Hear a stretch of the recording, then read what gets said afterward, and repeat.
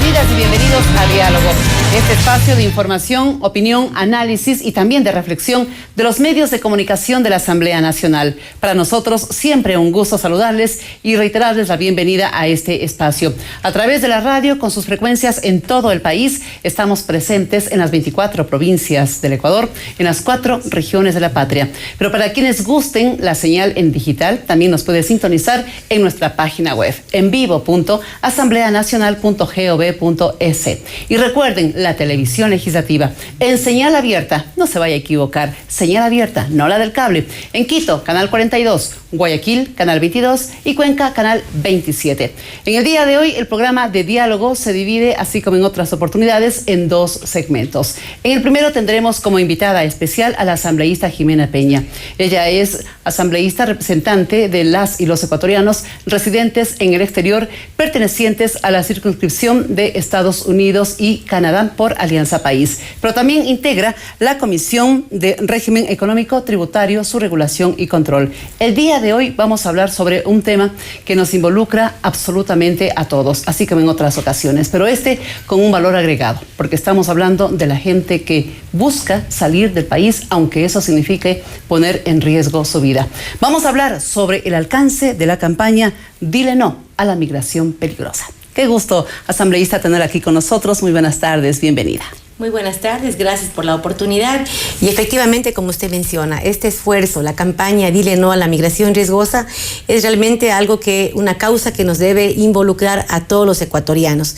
Y pues aprovecho este espacio también para agradecer de manera formal a nuestra querida presidenta Gabriela Rivadeneira, quien cuando le presentamos la idea de lanzar esta campaña, pues realmente se mostró muy abierta, muy de acuerdo en que era necesario sensibilizar a los ecuatorianos dentro y fuera del país sobre los peligros que involucra una migración en condiciones de riesgo. Este tema mereció una resolución por parte de la Asamblea Nacional. Ahí se recogieron algunas ideas, algunas inquietudes y pensamientos que también se los está socializando en diversas latitudes. ¿Cómo está ese trabajo? Así es, de hecho, se aprobó una resolución ya el día jueves que realmente sirvió para darle énfasis a la campaña. Una resolución en la que la Asamblea Nacional como institución apoya la campaña que nace como una iniciativa desde los ecuatorianos en el exterior, gracias al apoyo de la Embajada del Ecuador en Estados Unidos, al Consulado de Nueva York y a la Casa Ecuatoriana. Esta iniciativa comienza desde allá, con la participación de cantantes migrantes, de la comunidad en general que se apoderaron de la campaña y la están ya llevando a cabo allá en Estados Unidos, donde se encuentran padres y madres que lastimosamente, procurando la unificación familiar, están llevando a sus hijos e hijas por la frontera con México y Estados Unidos. Todos sabemos los riesgos que implica esta frontera. De hecho, existe ya una crisis humanitaria de menores de edad que se encuentran en este momento en albergues ahí, en un limbo migratorio, esperando para ser ya sea reunificados con su familia o a lo mejor algunos de ellos también repatriados a su país de residencia. ¿Sabemos cuántos casos hay de estos?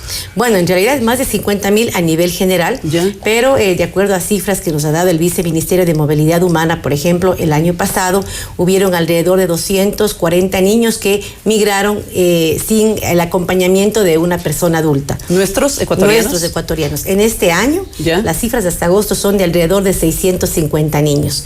Vemos un incremento alarmante y es efectivamente lo que nos ha motivado a lanzar esta campaña, a replicar la campaña que ya fue lanzada en Nueva York, acá ahora en territorio nacional, de manera especial en aquellas provincias con mayor índice migratorio. Precisamente eso le va a preguntar, y perdóneme la interrupción, asambleísta. Pese a todo el trabajo que se ha hecho, sigue existiendo este problema y el número de casos en esta situación sigue creciendo cuando debería ser a la inversa. ¿Qué está pasando? Bueno, de hecho, ahora hay una motivación de reunificación familiar. Padres y madres que emigraron en la época de los gobiernos neoliberales, que han visto a sus hijos crecer, que están adolescentes, muchos de ellos lastimosamente en algunas ciudades solos, por ejemplo, Biblián, donde hay problemas de bandas de juveniles, donde hay un alto índice de niños que crecieron sin sus padres, bajo el cuidado de sus abuelos o de sus tíos. Hay esa preocupación, ese dolor de los padres y ahora pues buscan esa reunificación familiar. Ese es el argumento. Y a lo mejor temerosos de un retorno, entonces hacen esfuerzos para llevar a sus hijos allá. Sin embargo, es importante que ellos estén conscientes de los peligros que involucra un viaje de esta manera irregular. Muertes, violaciones, casos horribles que pasan diariamente en esa frontera. Por eso es necesario que los padres piensen 2, 3, 4 veces antes de hacer que sus hijos e hijas emprendan una campaña, un viaje de esta naturaleza. Además, yo creo que hace falta seguir trabajando en estas provincias donde los jóvenes, pues a veces motivados por los éxitos económicos de ciertos migrantes, tienden también a salir del país. Y ahí también fue un mensaje claro para la comunidad, para los jóvenes de Cañar, de Azuay, de que es mejor quedarse aquí en el país, educarse. Ahora el gobierno ha hecho una gran inversión en educación, que yo creo y estoy convencida es una de las herramientas más fuertes para combatir la pobreza y la falta de oportunidades. Esas oportunidades sí existen en el país. Así es que yo creo que hay que invitarles a los jóvenes a que se queden a luchar aquí en la patria, ¿no? Con este nuevo proyecto que definitivamente sí abre nuevos horizontes a los jóvenes, ¿no? Que están ya educándose y haciendo uso de una educación gratuita, muchos de ellos incluso educándose fuera del país. Asambleísta, usted acaba de topar un tema que sí me gustaría profundizar en su análisis. Usted manifiesta no siempre, palabras más, palabras menos, es un buen ejemplo que alguien haya triunfado, que haya tenido éxito, entre comillas, en el exterior, porque eso puede significar replicar como que de la noche a la mañana se consigue lo mismo, y no es así. Por eso, ¿cómo debería ser medido? ¿Cómo debería ser captado o emitido el mensaje a través de los medios de comunicación respecto de estos casos en donde se habla del éxito en el exterior? Bueno, definitivamente hay casos de éxito, ¿no? Hay inmigrantes que han podido arreglar su condición migratoria e insertarse de una manera exitosa en ese país. Pero la gran condición de nuestros migrantes ecuatorianos es que ellos no tienen estatus migratorio en Estados Unidos. Y eso obviamente reduce muchísimo sus oportunidades. No pueden obtener trabajos que tienen mejor paga, que tienen beneficios laborales. ¿Qué es lo que termina pasando? Y es doloroso, por ejemplo. Muchos padres llevan a sus hijos de manera irregular. Los que tienen suerte llegan a Estados Unidos, llegan a Nueva York. Son adolescentes, están acabando el colegio o ya recién han terminado la secundaria.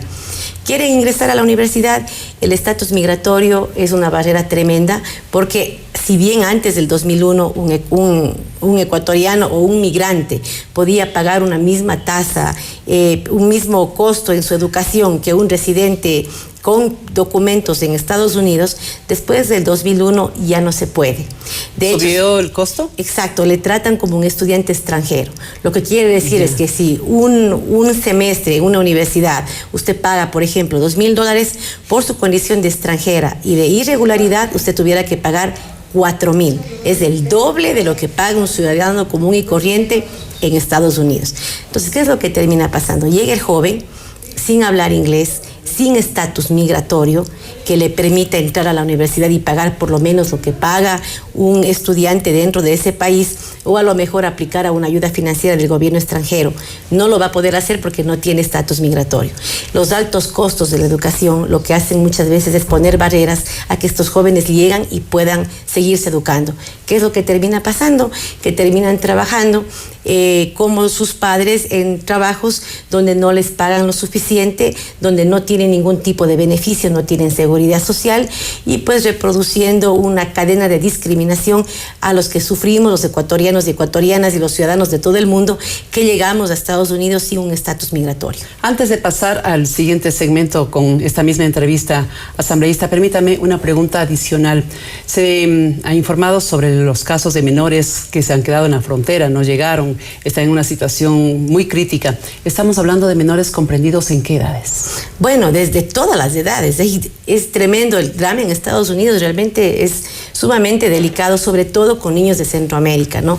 En el caso de Ecuador hablamos como de 6 a 12, 16 años. ¿Niños de 6 años que viajaron solos? Así es, no acompañados. Pero incluso yo he escuchado casos de centroamericanos que incluso van madres con sus hijos pequeños. O sea, hablamos de niños tiernos casi bebés recién nacidos. Entonces, es un drama realmente que nos alerta, ¿no? Y que nos invita a reflexionar sobre la responsabilidad que tenemos todos en conjunto. Por un lado, el gobierno central con iniciativas.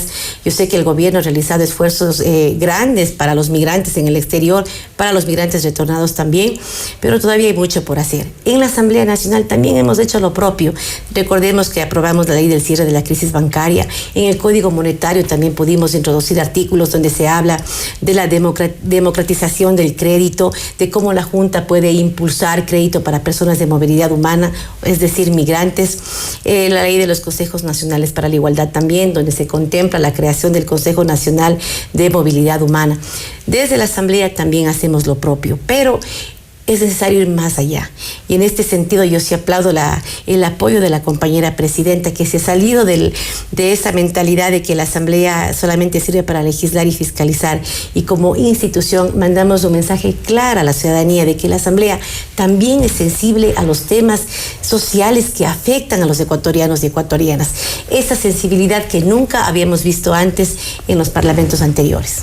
Bien, y a la final lo que no queremos es éxodos con estas características. Y precisamente para conocer más sobre esta situación y sobre la legislación que ya está vigente, no solamente para quienes están en el exterior, sino también para quienes regresan y para quienes no deberían salir, vamos a volver luego de entregarles a ustedes estos importantes mensajes que hemos elaborado tanto a través de la radio cuanto de la televisión legislativa. Ya volvemos.